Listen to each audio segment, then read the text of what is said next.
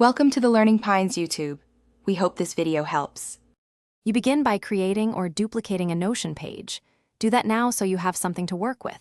Once created, add a clear title, icon, and cover because those visual cues speed recognition later. Next, choose a layout blank for freeform, database for structured entries, or header sections for notes.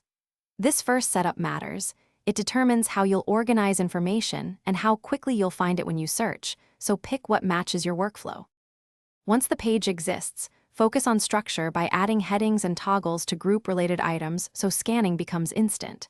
Use columns to parallelize content and blocks, text, to-do, embeds, images, or code to host the exact material you need.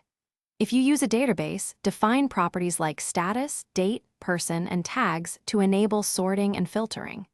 Make sure to link related pages. This builds context and prevents duplication as your workspace grows, keeping things manageable. To finish, configure sharing permissions so collaborators can view or edit without breaking structure. Assign roles to control access. Then create views, filters, and saved sorts for recurring workflows. This saves clicks and enforces consistency. Make templates or linked databases to replicate setups quickly across pages.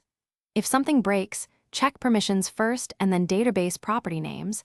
Mismatched property types or private pages are common causes. Fix those and sync or reload to restore expected behavior. Thanks for watching. Consider subscribing if we helped you.